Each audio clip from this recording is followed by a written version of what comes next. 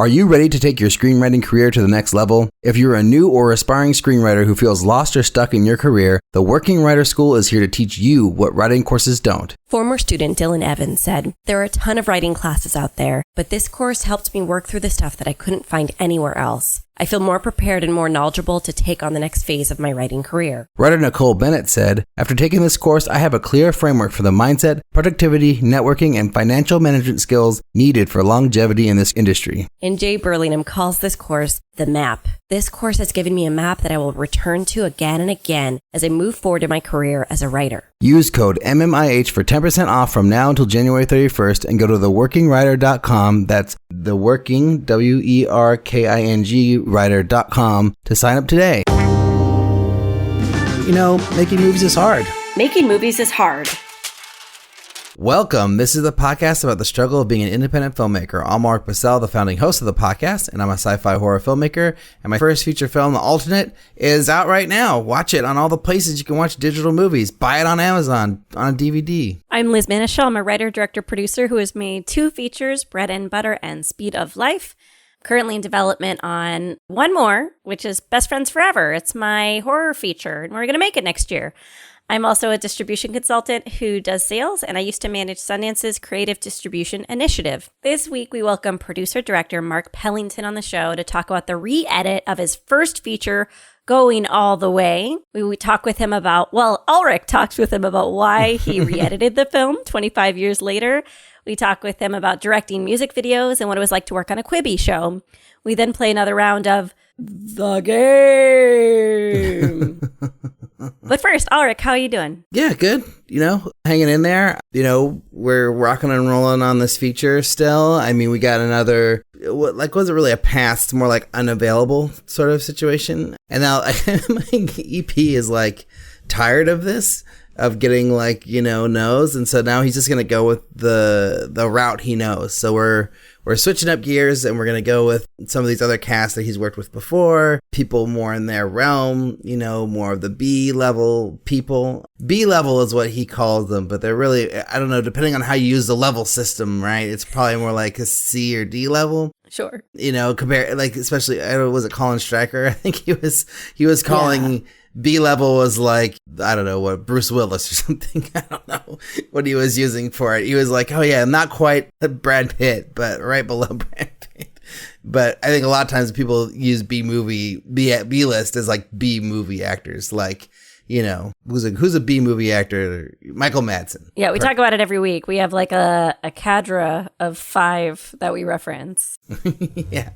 It's the one who was in, actually, we was just listed as in the most amount of movies, I think. Eric Roberts? Yes, Eric Roberts. I think he is in the most amount of movies because he just says yes to everything because he loves to work. Yeah. And he'll do your movies. If you want to make a movie, you can make it with Eric Roberts. He'll make it happen for you, which is a beautiful thing.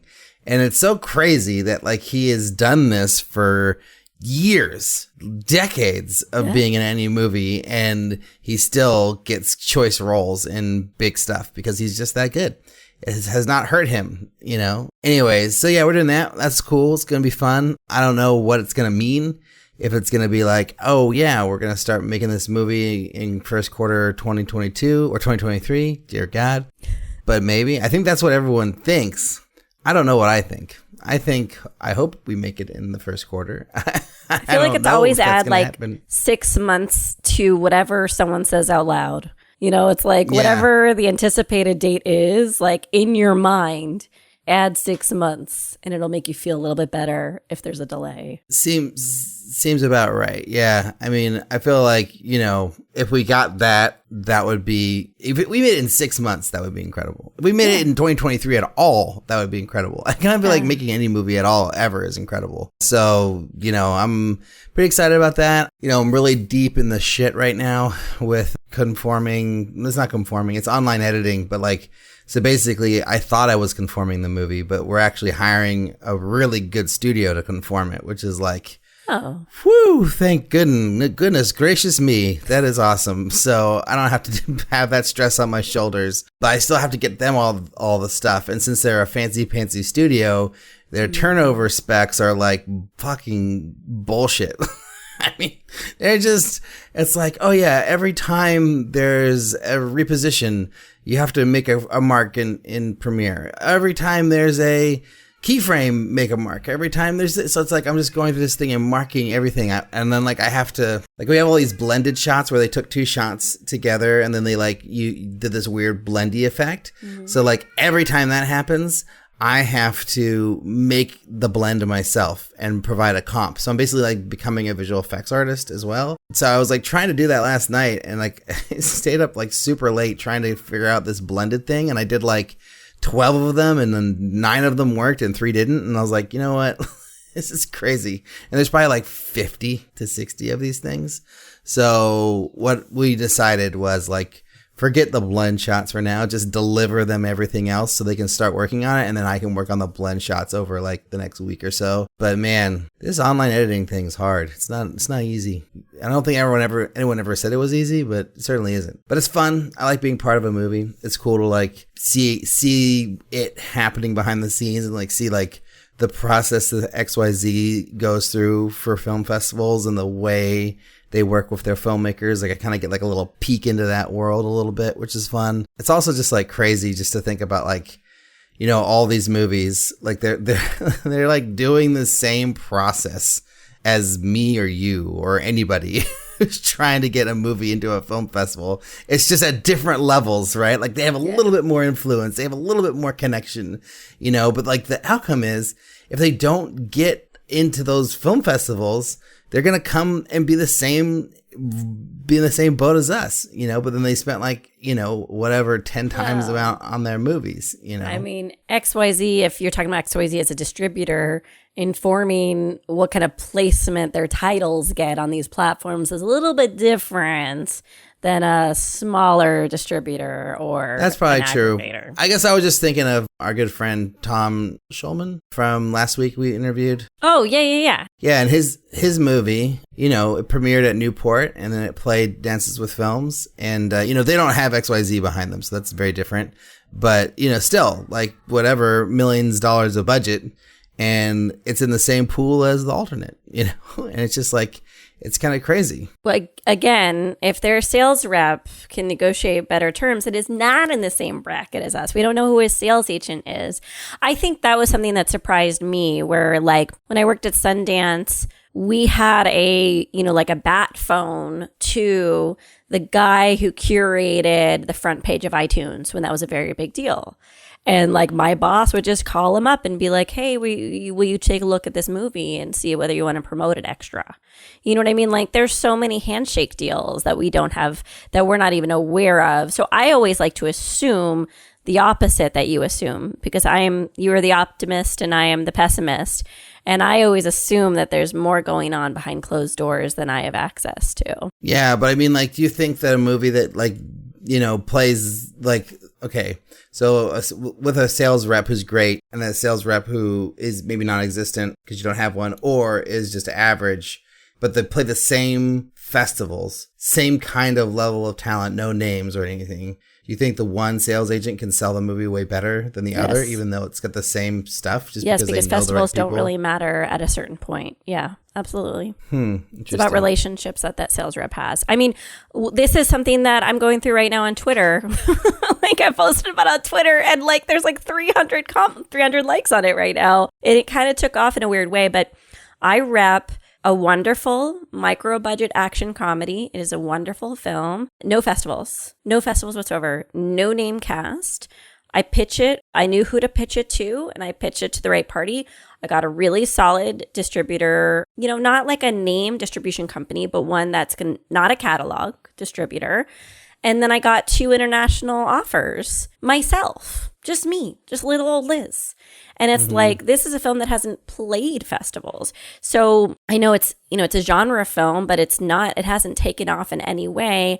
So a good sales rep can make a meaningful difference for your film. Absolutely. Right. Well, are you talking about like where they got an MG for their movie and everything? Or are you just talking about getting it like with a distributor who's going to take it out and do the same thing that everybody else is doing? Well, I mean, we can get into my philosophy on MGs, but I really don't think MGs are shorthand for a good deal. I think MGs are manipulative in that very often filmmakers are told to only take deals with upfront money when sometimes that's the only amount of money you're going to see. So this deal, we're electing not to push for an MG, and we're going to negotiate the terms. And we looked into the references, not the provided references from the distributor, but we found other people to vouch for the distributor. And I got 2 references for him from the distribution side of things, other distributors who said, this guy is great, you should go with him. So like for me, I feel it's just so wonderful to find a pathway for a micro budget film with no cast, because it feels like there's no hope for a lot of us, Yeah, I guess just from my perspective, it's like when you're on the other side of it, like, and you've gone through the process, and you went with that same exact thing that you said, recommended distributor, really nice person, good credits, lots of great ideas, lots of great plans, and then like in the end, you don't end up getting any of the deals that you're hoping to get. You don't get, a streaming deal. You don't get a cable deal. You don't get this deal. Like all these things. Well, most films don't get those things. It's about the optics of because you don't have to you don't have to tell everyone you didn't get those deals. It's about the optics of the story you're choosing to tell, right? But in terms of sustainability, and we talk about this all the time, and I'm a broken record, so I'm sorry for anyone who gets bored by this. But like, no, filmmakers are not making money because those deals aren't ever present for a lot of us. So for anyone to be disappointed by a distributor who doesn't secure them licensing opportunities, that's like the story I hear from every filmmaker every single day. But I would say very few films that are that are similar to my clients, with no festival and no cast and kind of a squishy genre, can get to a distributor that only takes like a handful of films a year. You know what I mean? So it's about how that sales rep can jump the line to those opportunities. But I'm with you, Alrik. It sucks. It sucks. Even if you do all your research, it sucks. I'm with you 100%. It just feels like, unless you get this like golden ticket, whether that be a sales rep who has all the connections or whatever it is. Like I heard this story. I don't even have told this story before, but I heard this story from somebody about them like having this movie. It's like a $750,000 movie or something. They didn't play any good festivals. They got rejected by like all the good distribution companies and everything. Then they were friends with somebody like who was friends with Ted Hope's wife or whatever. And then like Vanessa Hope. Yes, something like, and then they like got the movie in front of her. She loved it, convinced Ted it was good.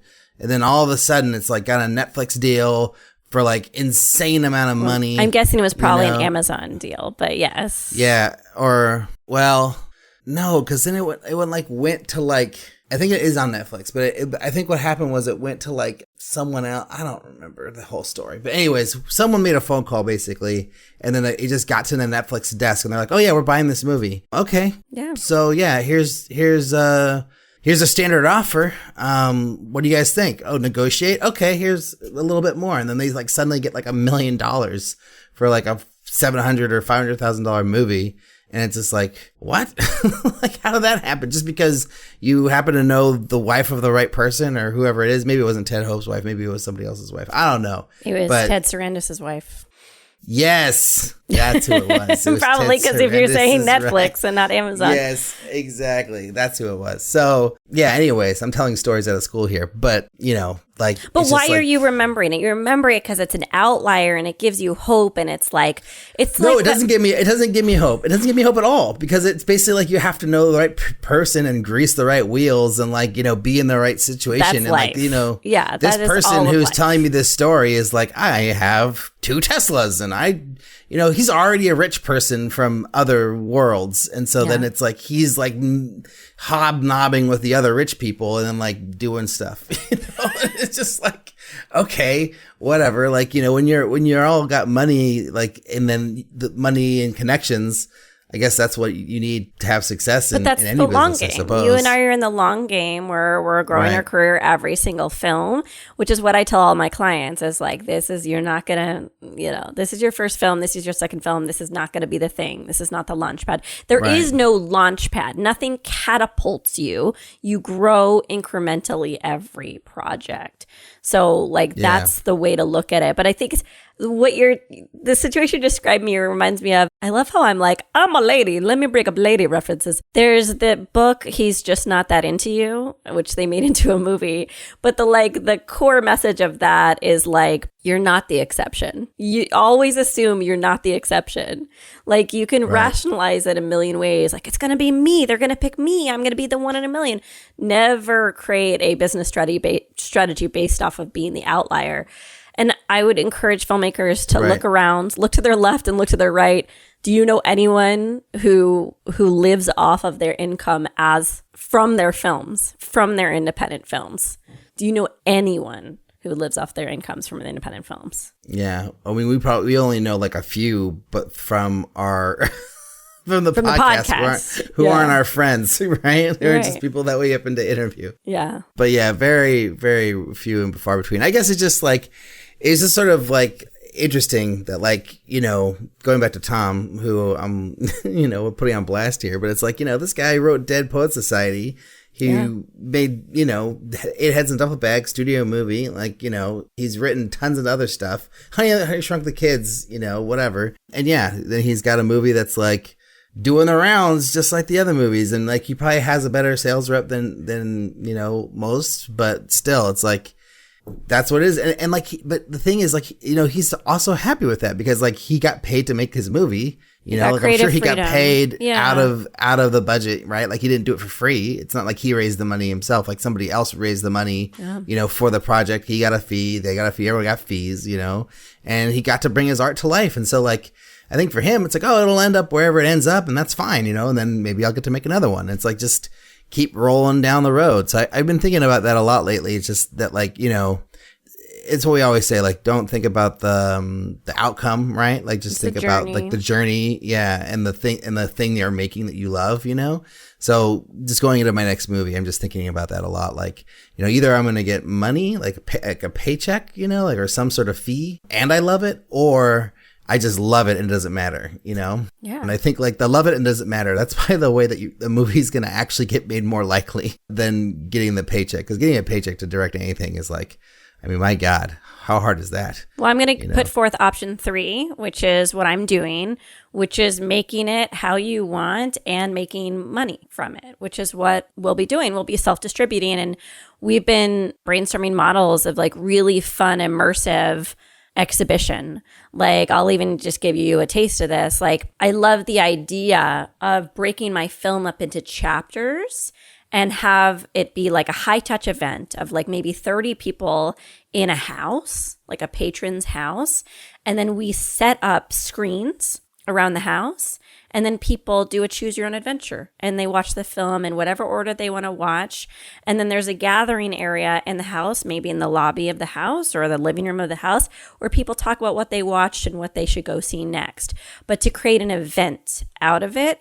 And, you can't do that if you have a distributor. You would be dissuaded from doing something like that if you had a sales rep, if they're a traditional sales rep. So it's like, what can you do to make the experience of watching a film unlike anything else someone has done before? So that would be for one movie or multiple movies? For one movie. Okay. Well, so you have the same movie playing on a bunch of screens throughout a house, and then people just watch different screens. No, you have different away? Scenes playing throughout the house. Oh, and so it's all about choose your own adventure. How do you put the pieces together of the movie? So you just play the scene on repeat on the screen, and then people just like a museum exhibition kind of? Mm-hmm. Weird. Yeah, I like it. I like it. And then it's like you have cocktails, you have food, you have actors who are part of it who come in and drop hints. It's an immersive experience. Like the reason I'm trying to encourage everyone to push themselves into alternative exhibition or really make the most out of non-theatrical screenings is because what we're doing isn't working for us. You were talking right now, no one's making money, no one feels empowered, and we're exhausted, and we have no creative control. So why not look at exhibition as a chance for creativity as well?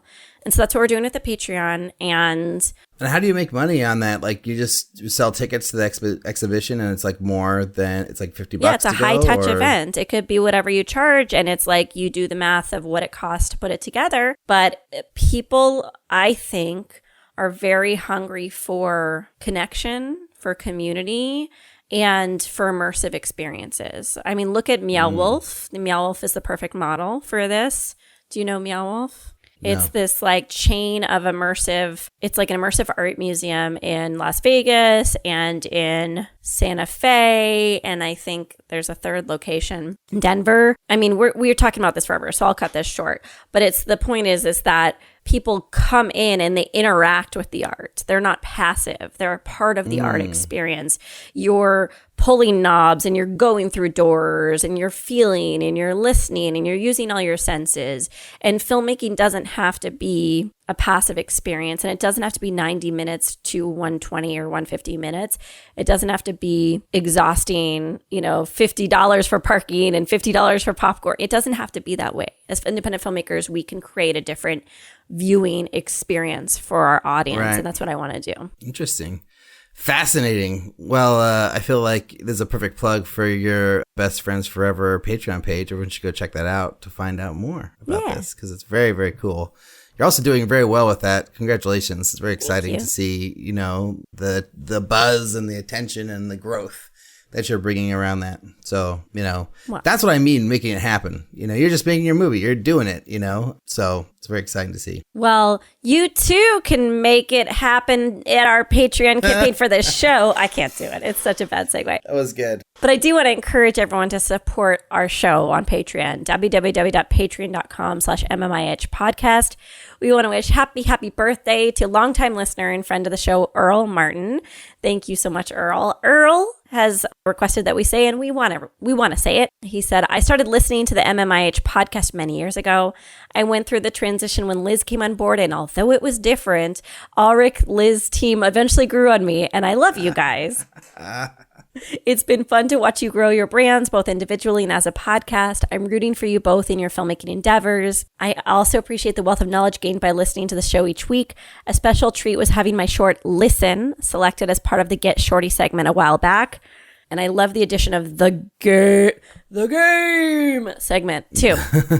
If anybody needs any encouragement, or if you want to watch my other shorts, please visit my website at imalittlealien.com. Thanks again, Alrik and Liz, for all that you do. That was really nice, Earl. Thank you for supporting us. Earl. Yeah. Also, everyone listening, don't forget to check out jambox.io, which is a new royalty-free music and SFX company with an emphasis on high-quality cinematic cues.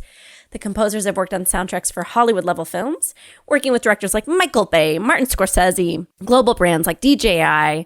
They offer customized plans to fit your needs, which is pretty awesome. But without any more delay, here's our chat with Mark Pellington.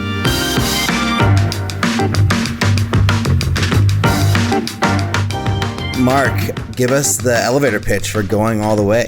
The story, or the new version, or the... Yeah, maybe both. Like, tell us what the movie is, and then why the director's cut. All right. Well, it was my first film. I'd had a career from starting in 1985, making music videos and working at MTV. Pretty successful through that period and music videos. And around 94, I started spending more time in California and had made some successful videos. And people were like, "Oh, you want time for you to do a movie?" And it kind of was. I had done documentaries and poetry films and stuff, but hadn't really done a narrative feature. And Going All the Way was a book that I loved growing up, had read, every year since I was 14 years old. And I thought it would make a good movie, and approached a guy at Propaganda Films and said, I've got this book. And he was a fan of mine. And we went to the original writer, Dan Wakefield, who had written the novel, and he had written other screenplays for his movie Starting Over with Jill Clayburgh. And, he had a successful career, and he was kind of a literary lion. And so he wrote the script, and a company called Lakeshore Films made it in 1996. And it was 30-day shoot. I shot a 130-page script. I put everything from the book that I wanted in it. 6-day week, 16-hour days. And we had future Academy Award winners behind the camera, costume design, Ben Affleck, Jeremy Davies, Rachel Weisz, Rose McGowan, Nick Offerman's first movie. Amy Locane. So, it was a $3 million budget, 30 days, which you could get, in 1996. These guys were all unknowns. So Tom Rosenberg, the head of Lakeshore, believed in the film and believed in me. And, that in those days, 3 million was a decent indie budget. And he just said, cast whoever you want as the kids, as long as you get 2 names for the mom. So Leslie Ann Warren and Jill Clayburgh were the names. So we made it. And, it was like difficult and beautiful and exasperating and just every story you can imagine for a first movie. Yet it was really a performance-based piece. It's a coming-of-age story set in 1954 about 2 friends coming home from the Korean War, a nebbishy kind of nervous guy named Sonny Burns, played by Jeremy Davies, and an affable, questioning BMOC, played Gunnar Castleman, played by Ben Affleck.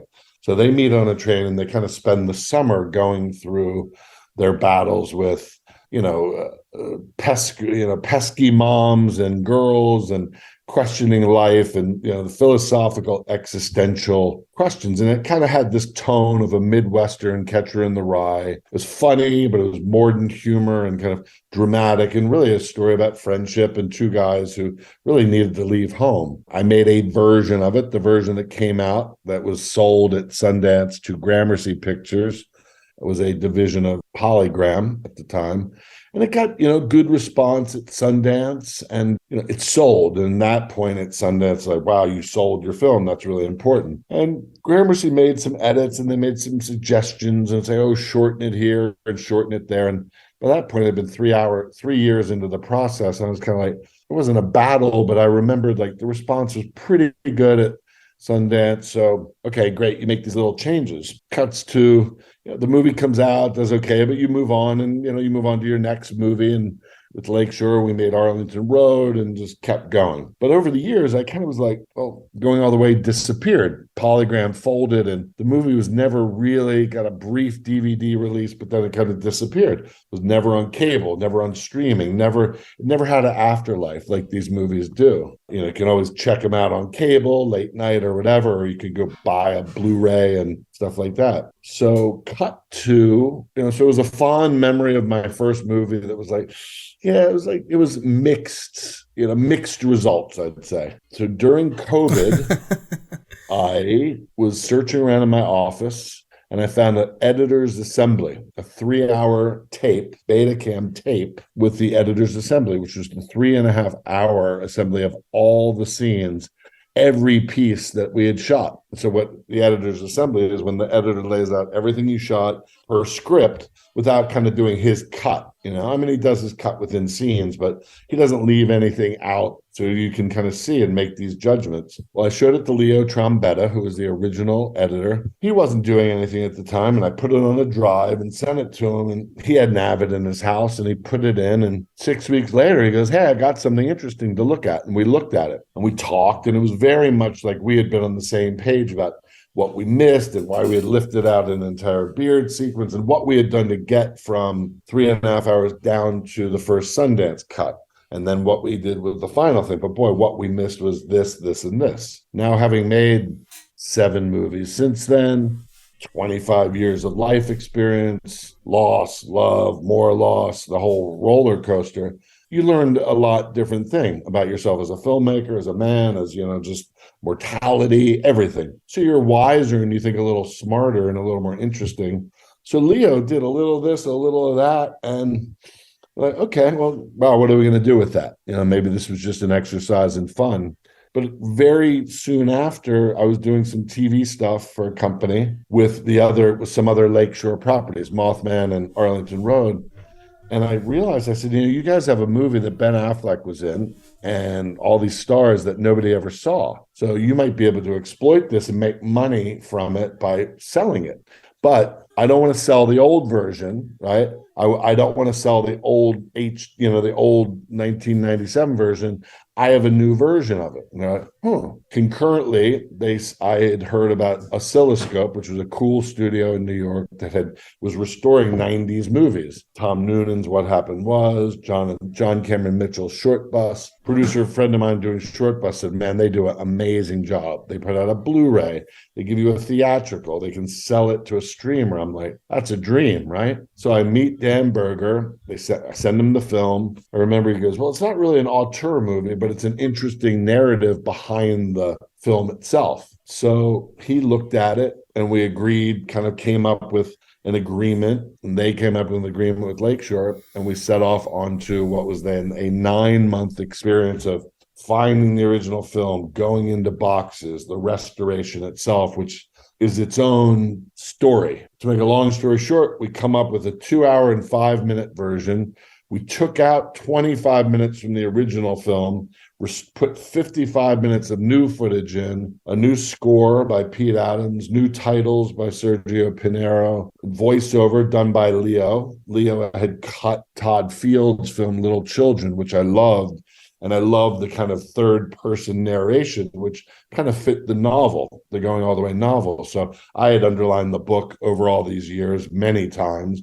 And I gave that to Leo, and Leo read the voiceover, and it's his voiceover, and it has that kind of, detached, sardonic kind of observational tone. So again, this was all like, I can't believe this is happening. I can't believe we're actually getting to do this, and that it's going to see the light of day with a documentary about the making of it, the new film, deleted scenes. So you go from a movie that people had forgotten to now something that you can rediscover it. And what it went from a tone that was leaning a little more unevenly on, let's say, on a horny kind of comedy drama to become a much more dramatic story. So a little less Porky's and a little more American Graffiti. Like you're leaning into, once you take out the scenes that feel a little repetitive, you really define like, wow, there really is a first act into a second act. There's really a third act now. And it's a much more even, tonally mature film that I'm like super, super, super grateful and proud to have. So I look at it last night and I'm like, yep, that's what I would make. Now, 20 years from now, I might make an even different version of it. But you can only make what you can make and create what you can create and reframe or re-edit based on your life experience at that point. I made the version back then of who I was then at, 35 years old. And now that was then, this is now. So it wasn't like the movie you made when you first made it. It's not like that wasn't your director's cut. Like that was your cut. It's just you changed as a person and now you made a new movie. And that's why we call it the director's edit. It was like, we wanted to call it Redux, but that's been taken. It's like a revisitation of a novel, the novelization of a remix, really, because you're going back to the original elements. It's like director's cut to me always implies like, boy, the studio took away my movie and I didn't ever get to see it. It's not like this existed and somebody taught me out of it. Not at all. I mean, sure, that all the scenes existed in some larger 3.5-hour monster, but like I wasn't mature enough or experienced enough to, it was my first movie. I wasn't petulant. I wasn't like, get away from it. And I've had final cut on movies, and I've had movies where I didn't have final cut. So that wasn't it. It's just like, what is the movie? And studios and companies, well, I don't care if it's even an indie distributor, they're always going to make it shorter, right? But only later we'll be like, what is the right length for a movie? So I think in hindsight, shorter isn't better. It's just what feels right. Now, maybe with more time, we would have explored this other thing. But when you're yanking at a 25-minute subplot of a beard, like that's just the way to get from 3 hours and 20 minutes down to manageable. You have to just lift certain things out, as opposed, you don't just tighten every scene. Yeah, but that's just, those are choices you make. So the good thing is you have all this footage to play with, but the downside is, that's what you live with. And how similar is the final re-edit to that first re-edit that your editor did with the Betacam footage? Is it like almost exactly the same, or did you guys, once you actually had access to the original film, did it change more from that point? I mean, when he had the 3 hours assembly, he had all the scenes and he did a little cutting within scenes, but not much. I mean, if anything, it made it a little shorter, it got out a little bit differently, or if we added voiceover to it, it truncated a little bit. But we didn't go back into scenes and completely recut whole scenes. It's once you decided, here's the scene, this was good, this was good. It's what we took out, right? And then said, okay, and put back in pretty quickly. Let's put the whole beard back in. Let's put the whole third act back in of them going to the quarry and him confessing at the fire to what happened. Like those two major chunks, when they went back in, then we looked at everything else that existed, and it's like, wow, that seems very similar to this other one in the first cut, but it has a different kind of, desperation to it with Amy Locane, for example. So let's swap this for that. Or there's a scene with Leslie Ann Warren coming over in the original and Gunner's painting, and she makes some anti-Semitic comment, and Gunner's talking to Sonny about how he persuaded Marty to kind of be his girlfriend, right? This is before he grew the beard, the kind of midpoint thing. And you're like, all right, well, when you restore the beard thing, all of that's in there, right? All of that's in there. All of her biting commentary, all of his connection to her. So we lifted out the other scene. The other scene was great and it looked good, but like, doesn't matter. Even if it had been in the first version of the house, it's like that couch didn't belong in the new one, right? Even though it was in the other one. So that's the key, is like you're taking stuff out of that other version because the new version is meant to just be a little bit, just a little bit more whole. And you're looking at the big, big, big picture. So, they always say when you're editing, the hardest thing is like, when does the first act end? When does the story really kick in? And that was the key in this, is we really got to, as they say, they decide that there is more in life than certain things, P. And you just get to that point cleanly, and it's clear that the movie is about these two guys going through this journey. And that's the movie. And I don't think that the first film necessarily told that story emotionally as cleanly as this one. So I want to go back to something that you said earlier, where you were talking about the first version of Going All the Way, where you're like, oh, it was mixed results. The final result of the movie was mixed. But I mean, that was a $3 million movie, you said. And then I know your next movie was a $30 million movie. So in a lot of ways, there's no way you can't look at that as like a success because it got you the $30 million movie. But can you talk about that? Like, what was it like going from making your first indie film for like, whatever, $3 million and then, having your budget increase by like tenfold on the next one? Well, just because there's a bigger budget just means there's more pressure, and more headache.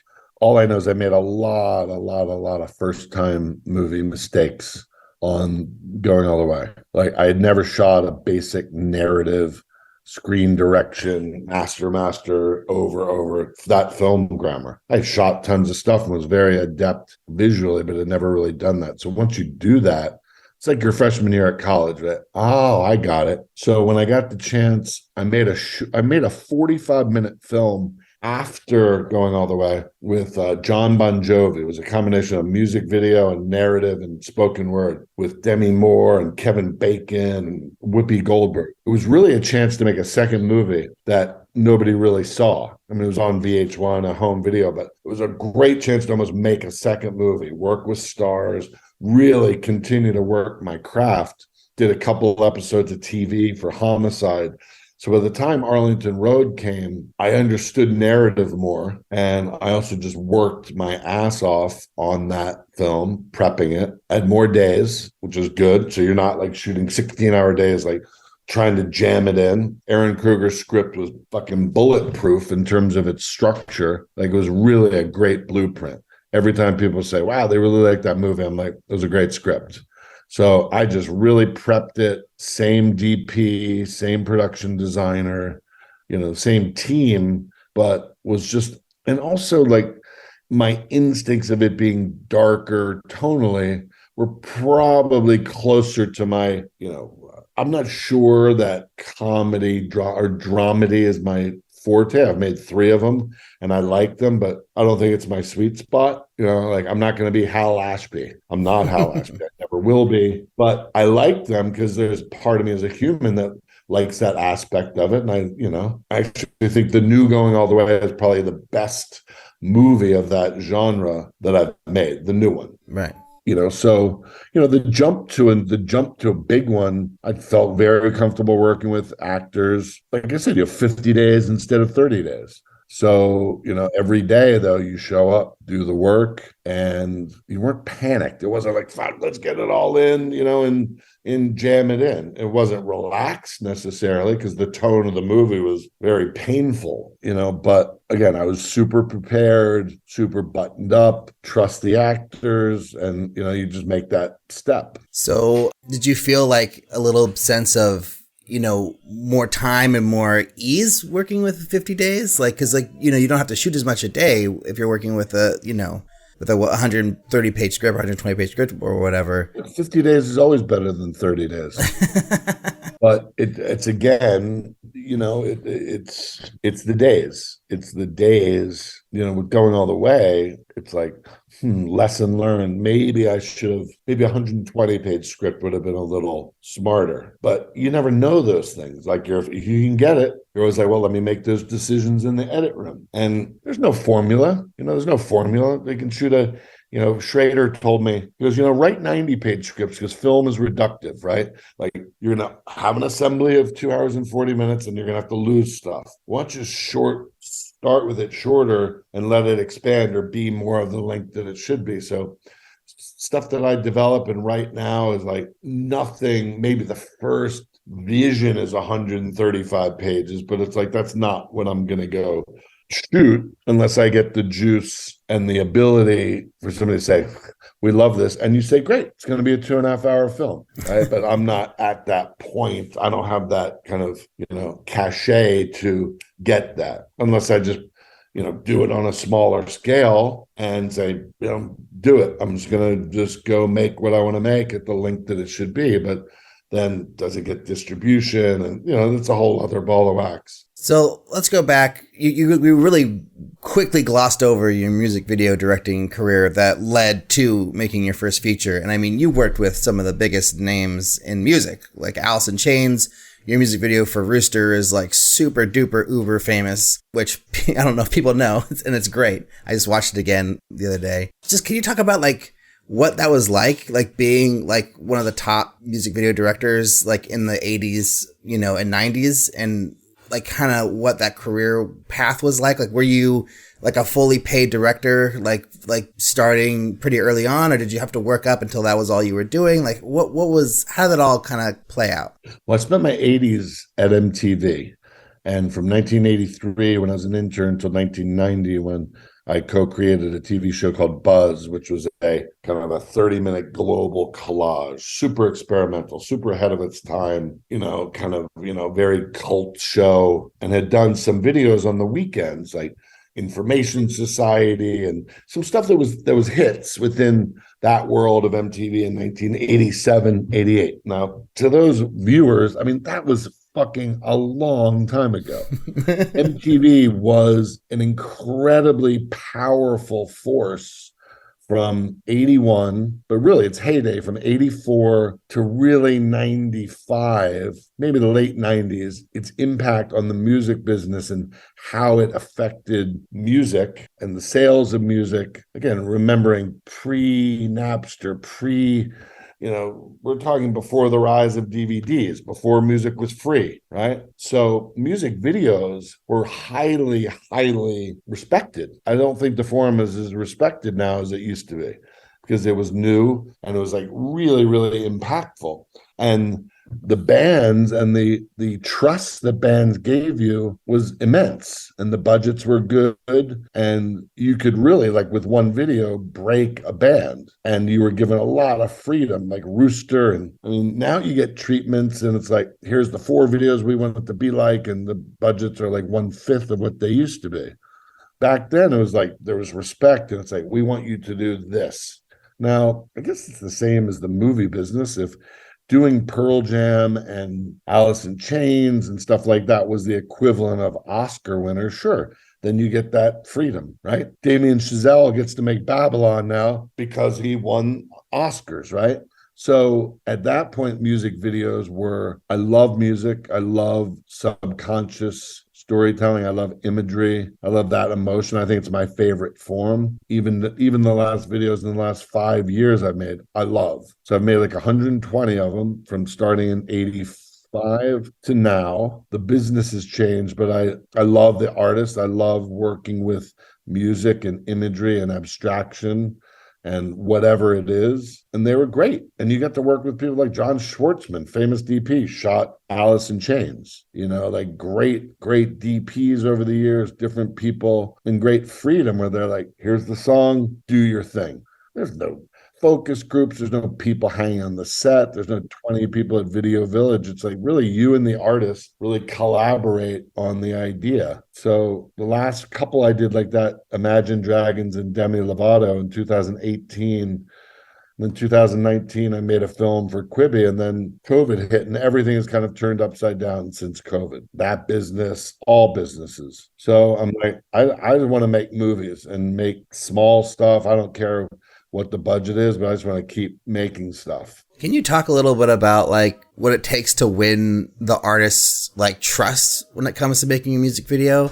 I mean, I'm sure with your name and your track record, like Demi Lovato and Imagine Dragons, they must be like, oh yeah, this guy's the guy. Like he's done hundreds of music videos for like the biggest names in the business. Like they probably inherently trust you. But I mean, when you first got started, like how do you convince Alice in Chains to go along with your idea for, a music video? Well, it's changed. And also the music business has changed. Rock music is dead, right? So like, let's go look at like the music videos. Like there's directors now that speak more of the language of like hip hop and rap and pop now, and Lizzo and Taylor Swift and Billie Eilish and stuff like that. Like that's not my forte. I mean, I think I could direct anything, but like, it changes, right? It changes the same way when I was coming up that there was other directors who had been like big for the hair bands and Guns N' Roses, right? So it changes. But in answer to your question about like, say, Alice in Chains, they had seen Jeremy, and Jerry Cantrell had a really deep father story that he wanted to tell. I had made a documentary about my dad.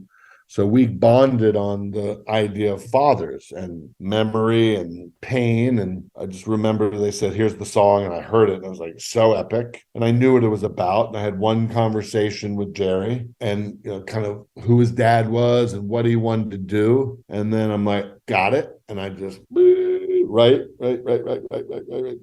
Here you go. And 95 times out of 100, they trust me and I go and I do it. Occasionally, a 9 Inch Nails thing later, a little bit of a disagreement in the edit. And you understand it's their song, their vision, and you do the best you can. But at the end of the day, if Trent wants it a different way, then that's his vibe. Same way if I'm a filmmaker, I say, hey, can you do some songs for me for a movie? And I'm like, yeah, they don't quite work.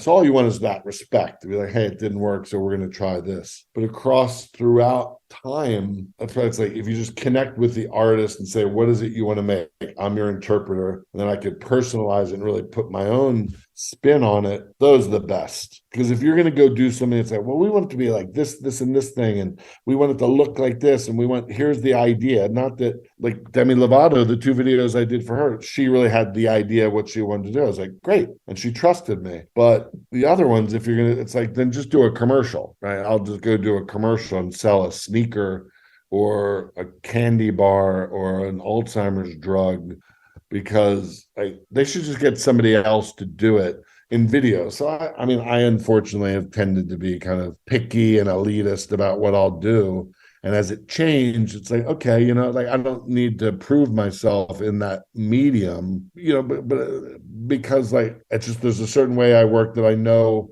where I do my best work, and that comes from the trust. So if the trust isn't there and you're competing, and fine, you can compete against people, you can write treatments and may the best filmmaker win with the treatment. That's fine. That's always what you're doing in the business. But you don't want to jump through too many hoops, when the budget's smaller and you love the song. But like to Cage the Elephant or Linkin Park or this run of videos in the 2016 were great. But again, I go show Linkin Park. I meet them at Guitar Center. on my phone. I say, here, I think it should look like this. I had written a 3-page kind of treatment. That was it. They're experienced guys. They knew, they trusted me. They knew it was going to be of a certain quality. Yeah. So that's also the front of your reps and the people that position you out there. They just have to be like, look, here it is. Here's the body of work. What do you think? Yeah. But, that was then and this is now. That's fine. So I noticed, and you mentioned that Going All the Way premiered at Sundance, and you had quite a few of your films have premiered at Sundance. I think one year you even had 2 films at Sundance.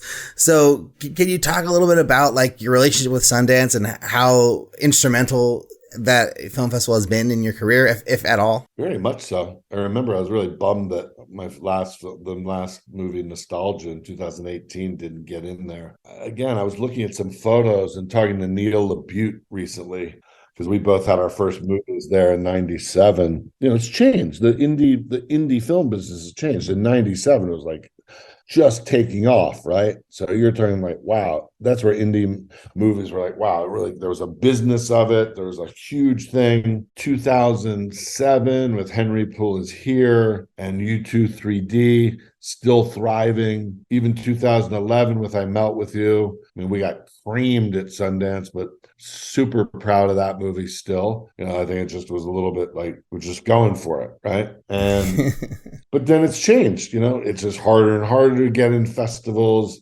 The culture of ratings and likes and algorithms, and then the cultural changes. And Sundance now is not what Sundance was in 97. Maybe they think spiritually, maybe at the core, but like there was no gifting suites. I saw the change, and it's kind of the change of the quantifying culture taking over in America, right? I mean, globally too, but like, it's about numbers, and it's about numbers, and it's about money, and it's about money, and it's about, it's a different world. It's not, and that's life, right? It moves on, it emerges, it changes. But, storytelling, audience connection is audience connection. So every year Sundance should be that place where, wow, you really see that thing that speaks to you or moves you regardless of genre. And I think it still is, I think it still is the most desired preeminent launching pad for movies. But now, is it content or, I don't know. It changes, right? Yeah, crazy. Let's talk a little bit about your Quibi movie, Survive. So can you talk about how you got involved in that in the first place? Like, did the Quibi people approach you? Like, did you know it was going to always be just this 8-minute installment thing from the beginning? And then obviously when everything happened with Quibi like, I'd love to hear about how you got it put back into a feature, in the end. Sure. Well, look, let's say when somebody falls in love and they get married, they don't have any idea that 2 years later, like, oh my God, the person becomes psycho and they're going to get, like, no one knows that. You're driving and then there's a car accident, right? So in the late 2018, 2019, this app was going to be launched called Quibi, that everybody in the world wanted to be in business with them. And they were giving a lot of money and a lot of opportunities and creative freedom and ownership to filmmakers to make pieces, to make series. And okay, you're going to make your movie, but as long as you tell it in 8 to 10 minute chapters, people are going to watch their shows on their phones. And I'm like, well, don't people already do that? Like Netflix, and people watch stuff on phones, but we're going to do it in short bits so people on the go can watch it. And I was always like, all right, well, I don't know if that's necessarily, that might be right for certain kinds of movies, maybe serialized or mysteries or something like that for 8-minute pieces. But, I was just approached. It was kind of like a job. I was approached with this adaptation of this YA book called Survive. And I read the script and I really liked it. And I read the script without any episode breaks. It was just, I read the script. And so when they showed me the thing with it, you realize every 10 pages, which is not a bad thing to happen in screenwriting, especially action or suspense thing, something should happen every 10 pages, right? And you think about, wow, that's actually interesting if you just can watch it like that. And I always thought, well, you can always watch it on your TV or watch it on your computer. But the fact that they were like, no, it's only on your phone, I was like, well, that's pretty arrogant, but You know, a lot of people were jumping on, right? So the advice was go do a Quibi thing. And I liked, but more importantly, again, I liked the story. And I went, and it was a job, and I went for it, and I got it. And I wanted to go shoot in Europe, and I liked it. And so we cast Sophie Turner, who I really liked, Corey Hawkins, who was great. And I had a great time making it. And we're finishing it, and Jeffrey Katzenberg loved it. Like, it was like, wow, you're excited. And then COVID hit, and just everything. And it was like the wrong idea at the right time, or the right idea at the wrong time, whatever. But the response to it was just like, so they didn't, you make a movie normally and like you get to see it or make a piece and it's out there and people digest it, right? And review it. Well, what they did was the equivalent of, I described it as like there's a buffet, right? And here's the steak, and here's the prime rib, and here's the chicken, and here's the beets, and here's the salad dressing, and here's the strawberry shortcake. Because they had docs, they had comedy shows, they had all these shows, right? So instead of delineating, they just dumped everything on a table for reviewers to look at. So what they were reviewing was the app, right? They're reviewing the navigation of the app and the horizontal versus vertical. And so the shows themselves were like, well, we like that. And that's thumbs up. And, we only saw 2 episodes. I'm like, that's 16 minutes. How do you review a film? And I'm just going to, you write an article. I'm only going to read your first 150 words, right? And you're like, right there. So the fact that it was kind of the chopped up response to it, I don't think maybe I read a couple of reviews of somebody had watched the whole series and had watched all the episodes together as a piece. And the response was really good. I'm like, well, but before you knew it, it was like people were coming out and just destroying the app. It became kind of the joke. It became the thing. You're like, wow, that's a real bummer. Now, I've done pilots before that never saw the light of the day. And at least they're just like, they disappear. It's like a bad date, right? Or a bad meal you make. You're like, see ya. But this was out there. And again, you kind of stand by the work. And before we were done, though, we had strung together all the pieces for a feature. We knew we wanted to make a feature version at some point. So we pieced all the stuff together. And the good thing about making all those 8 to 9 minute things work on their own, when we watched it all together, it moved really well. It wasn't like, oh boy, this is like 3-hour movie that you got to compress. It was already done. If anything, we opened it up, put a couple scenes back in. We opened up a lot of the aerials, which are beautiful mountain things. So a 3-second shot on your phone becomes a 6-second shot on a big screen. Stuff where like you're allowed to let the experience of aerial, mostly aerials or certain things, drone shots. We quickly got that, redid some score, and we had that done. And the goal was like, great, let's sell it to a streamer or whatever, the studio that was in control of it.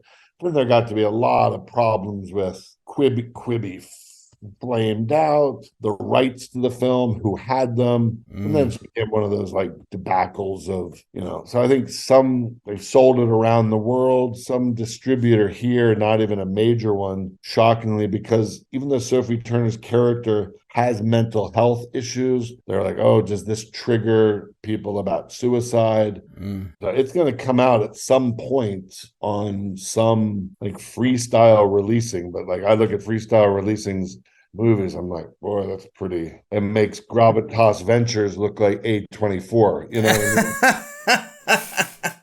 I almost went with freestyle for my first film. I didn't, but Well, you know what I mean? I mean, your MG is like, it's like, I was like, come on, these are two, it's a good piece. I would be the first one to be like, wow, I really fucked up.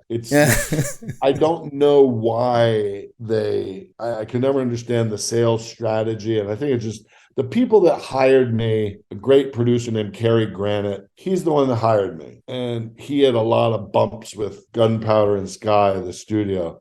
Oh, wow. And I think there was different philosophies about what was going to happen with this thing. And when you've got just tons of stuff and, oh, it's content, let's sell it off, it becomes a widget. It just becomes when the filmmaker loses the ability to go out and get their film and really present it to the world, it just becomes like a garage sale. And I like the people, I like Van, and I like the people at Gunpowder, but I was very disappointed in what the end result of the film is in terms of how it's going to be seen. So you've kind of done it all. You've done music videos, you've done documentary, you've done television, you've done many features. You've done a Quibi show. You've done everything. What advice do you have to like young filmmakers who are trying to get their first, second, or third movies off the ground? Like, what in this day and age in the film business can we be doing to like help get our movies funded and greenlit? Well, I'm in the same boat as you. I have 10 movies that I'd like to make. And if somebody gave me $50 million, I could make 8 of them. Wow. $3 million movies, a few that are like 4 to 5. Maybe the biggest budget one I would need is like 15, right? And you got to compress the budget. For me, I'm like, design it. And now again, ask me in 5 years if this worked. Nostalgia I paid for it myself with my brother. Broke even. Wow. But like, wow. 17 days, good roles for actors, Alex Ross Perry's script, get a good casting director. Don't try and think you can cast it yourself unless you know agents. Harder and harder now to get actors attached to your script. It used to be you could get 2 actors attached and then go raise the financing from that. That model's harder and harder and harder, right? Yeah. So I've never made a studio movie. Every studio movie I've ever been attached to never got made. They were all independent studios or financiers. Lower your budget, but don't lower your vision, but just know what you're going. So if you say, I need this, how many days do you need? I always do a schedule with an AD, and I always do a budget. And I say, this is what I need. I need 17 days and I need 1.8 million. But if I do it in this state, we can get it down to we need 1.2, right? Wow. Just because I know the control that you can get from a smaller thing. And you could just say, I'm making the movie. There's no better power than saying, we're making the movie, not like we want to make, or the financier fucked me over, or these producers were lazy or whatever. So I just like, the more I can produce, the more I can connect to people who like my work and say, here it is. But Sean, you're going to wait. You wait 2 years, just keep going through to get the actor attached because it's a $10 million thriller. And like, okay, well, let's get this actress before she joins the VIP club and is inaccessible and busy for 2 years. So kind of trying to keep an eye on talent. But if you've got a script, you say it's a drama or whatever, and you want to make it, well, who do you know? Never burn any bridges, right? Never burn bridges, and just always be respectful, because if somebody gives you money, $5,000 for a music video or $50 million for a movie, there's expectations when you're taking somebody else's money. So be on the same page. If you can know that like doing a horror movie or doing a thriller has more genre things, those are easier to sell or get out in the world than straight dramas, but don't give up on straight dramas. And if you believe in it, they're your children. They're your things. I've got scripts I've been pushing for 10 years. Sometimes you got to know, take it off the stove, put it away, right? Because maybe the culture's not right for it. You reanimate it, and it's always your baby. You always love it. It's hard sometimes to be like, wow, I'm never going to make that, am I? I don't really give up on these things. You don't give up on your dreams. And all it takes is one actor or one financier to say yes and be like, I'm making it. So we only have 2 minutes left. So I'm going to do a very, very fast version of our final questions. So first question is, what's the best filmmaking advice you've ever received? The best filmmaking advice? Yeah. Shoot a master at double speed. This is like in a drama. Shoot a master at double speed. So when you cut to the wide master, that you're not like slow. Don't be best friends with your actors. Be a benevolent like parent. Don't waste your time on like big wide shots that you're barely going to use. The more you can prepare, and I don't storyboard, but I write a lot of shot lists down and find people that believe in you, that can support the way that you work rather than the way that they work, because everybody's process is different. And some people move and some people communicate differently. So I surround myself with people that are kind of chill, because I tend to be passionate madman, but it changes. It changes over time. And, you got to be yourself. You got to, because it's hard work, but and if you love it, you're like, fuck, I love what I'm doing. I love shooting today. Did it work? And like at the end of the day, also don't be afraid to say, I don't know. Early on, I was like, oh, what's this? And over-explain to an actor, like, I don't know. What do you think? Let's see. Let's just try it. Like, kind of be fearless. Like, who cares? Just try it. There's nothing wrong. There's no wrong, right? All it is choices. It's like, oh, the actor did it that way. Okay, great. And you might say to yourself, I don't have to use it. Usually actor's big blustery scene is never the best one. It's usually the next one. I've learned that 5 different movies. Like, the big Tim Robbins, the big, I'm like, no, great. And you're like, got it out of your system? Okay. Because the next one is tempered with the energy of like, yes. And it's usually then like, once that's out, it's still in the body, it's still in the energy, but it's not leaning into it. It's not trying so hard, Wow. Amazing. And then last question, is making movies hard? I think getting movies made, getting them greenlit is hard. I don't think making them is hard. I think making them is fun. It's hard work, but I think making them is incredible gift that we have. And post, somebody said one time, what are your favorite parts of making a movie, right? Like, what are the favorite times? And I say, the minute you get the green light and you're making it, right? Then usually like one of the early days of shooting or near the end when it's just coming together and you do a scene or you do a shot or you do something, it's like, fuck, that's like where your brain, something you saw in your head comes to life in a beautiful alchemy. Also, then usually when you're watching it, mixing it the last time, which is the last time to put any touches on it, those are my 3 favorite times. Amazing. All right, where should people go if they want to watch Going All the Way, the director's edit?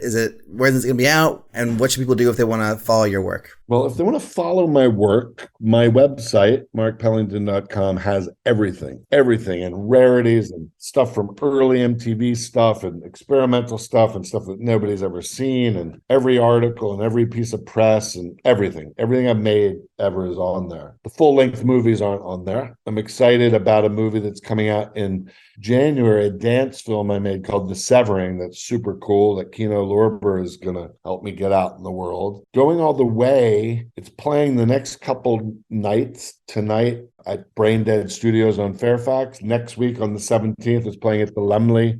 It's got some dates coming up. If you go to the Oscilloscope website, they'll be able to tell you. And then it's opening in New York on December 16th at the Quad. Awesome. And in different cities. I don't know exactly the different cities it's coming to. I think 10 cities. Do you love making movies as hard and you want to listen to more episodes? Jump over to our Patreon page at patreon.com/MMIH and you can listen to the entire back catalog of episodes for just $1.99 a month. That's an additional 300 episodes that aren't on iTunes that you can listen to whenever you please. But without any more blibber blabber. Back to the show. Alrik, what's something that's not in the interview that you remember about your chat with Mark Pellington? Not in the interview. Well, yeah, I mean, I'm sure he's okay with me saying this, but like at the end, or maybe this is actually in the interview, I can't remember, but he basically was just saying that, like, he's in the same boat as the rest of us. Like, it's hard for him to make a movie, like, and this guy's made like, whatever it is, 6 or 7 features and, millions of music videos for like some of the biggest names in music from like the early days in the 90s all the way to like Imagine Dragons and Demi Lovato and like famous people who we all know, And so it's like to have him say, yeah, like, I'm in the same boat. I'm just hustling, trying to get my movies made. It's just like, okay, this is the future that I want, is to be doing the same thing I'm doing now, but without a day job. He doesn't have a day job like I do, which is pretty nice, obviously. But no, I mean, he was really cool. I feel like Mark like kind of had, like, it was just like talking to any other filmmaker that I've met or chatted with. Like, he was really down to earth, a really lovely guy, and just, it was really interesting hearing. I loved like his whole philosophy about recutting his movie and the way it really made me question, like, what am I going to think of myself in 20 years from now? Like, what am I going to think of my work as a filmmaker? Like, how am I going to view back what I've done, or where will I be when I'm in his shoes looking back at my first feature in 25 years, So it's this very interesting experience. It kind of made me think about like how long life is, and that, like, I feel like this pressure to like make movies and go fast and, follow up the first movie with a second movie. And it's just like, no rush. I could wait 10 years and it would be fine.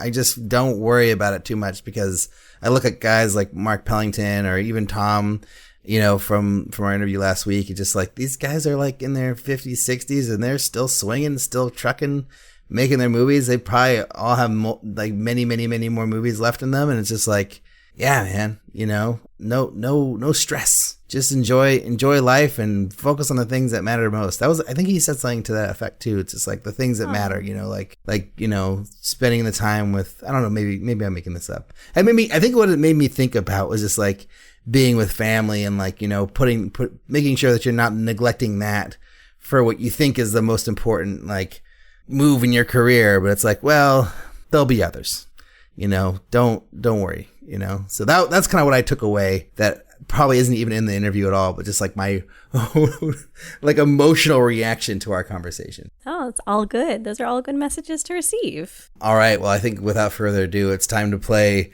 the game. Here, I've got the question. I'm taking notes. I got my pen. I got my paper. I know. I love it. I was just going to say, you know, like, and Liz always grabs her notes and is like ready for action. All right. So the game, people, if you don't know what this is your first time listening, it's basically a challenge that we take on every week where we get a question either created by a listener or by our producer, Eric Toms. Basically, it's like a indie filmmaker conundrum. Like, you're making a movie, this shit happens. How do you solve it? Like, how do you solve this crazy problem that, you know, you did not expect in your movie? So Liz has not heard this yet. I haven't even really read it yet. I just kind of saw that it was there. I like to go into these really fresh too, just because I think it's fun to like discover the question while I'm reading it. So this one is from listener Colin Stryker again, who is the game regular now. I think this is his third question that he's brought to us, which is really fun. I encourage more listeners to write us questions if you want. Zoe. Yeah, Zoe Eisenberg sent one. She wrote one too, which was really fun. So yeah, get in the game, people. Get in the game by asking us a question or sending it to Eric. You don't even have to send it to Liz and I. Just send it directly to Eric. Don't send it to us, please. Don't send it to us. or email the podcast email, and then Eric will respond, and then we'll get it going. Anyways. Without any more delay, here is the question. You are 5 weeks through 6 weeks of principal photography for a taut, complex thriller with a crazy twist ending. It has been a very difficult shoot, and you and your crew are exhausted, but dedicated to seeing it through. Unfortunately, you are behind schedule, so you need to make up ground in the last week of production. But it has just occurred to you that a scene you shot early on creates a humongous plot hole. If people think of the plot hole, the crazy twist ending simply won't work. Still, no one on your crew has thought of it, but that may be because everyone, including yourself, is too close to the material. Audiences may not be so forgiving. You've thought of a way to fill the plot hole, but it requires going back and reshooting that earlier scene. A long day's worth of work. Do you A. Ignore the plot hole and pray no one thinks of it? B. Insist on going back to reshoot, possibly invoking the ear of your crew and contributing even ire of your crew and contributing even further to your delay? C. Put it to a vote among your crew? Or D. Other? What do you do, director? What do you do? Well, I feel like the answer is easy, and so now I'm questioning whether it's the right answer. But if you already shot the scene and there's a plot hole, I'm assuming there's a way you can reshoot a fragment of the scene and not the whole scene, but just like maybe a few close-ups that address this plot hole element. It's vague, right? We don't know what the plot hole is. We don't know how complex it is, but I don't know why you would have to reshoot the entire scene. You must be able to use the wides from the original shoot unless there's something I don't know about that has to do with this plot hole. So for me, it sounds like a combination of ADR and pickups for that scene would make the most amount of sense in that last week of the shoot. And then of course so if that takes he said that takes 1 day, but maybe it takes less than a day if you're just doing a few shots and then working with your team to figure out what the rest of the week entails in order to catch up. But I would not in any way reach out to the entire crew and ask them to vote on this. That seems like a real bad idea. But it would be having a conversation with your producers, your AD, and probably your DP, maybe some heads of department, but really I defer to probably my DP, AD, and producer. That always seems to be kind of a triumvirate. and ask them what is possible with the time we have left in order to in what we can accomplish in the time left. But what would you do? Yeah, I think it's funny that you're not going to the whole crew, because I feel like you're a very collaborative person. You're into this whole idea of like, bringing the crew and we're making this movie together. So I kind of expected you to want to talk to your crew about. Not when you're like tired. I mean, he kept saying like you're tired, your crew's gonna get angry, and like you're so close. You're so close to being done. Yeah.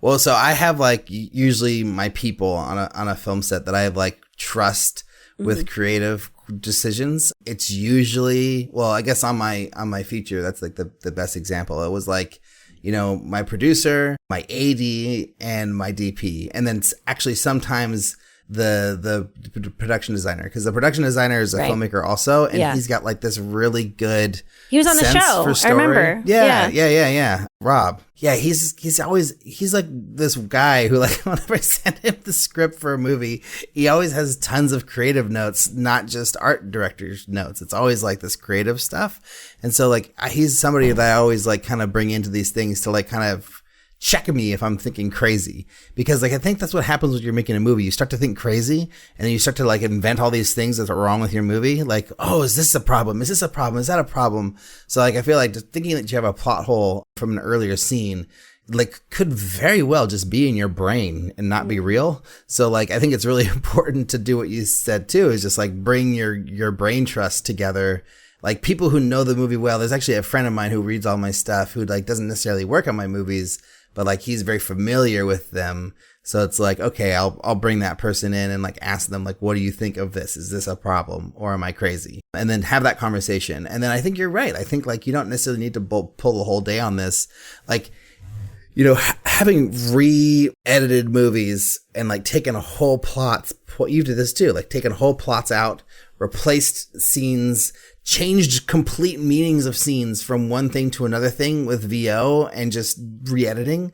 Like you could do it all in post probably, but like it's kind of if you catch something like that while you're still on set and you're still shooting, it's kind of like this gift where you're like, oh, we have resources.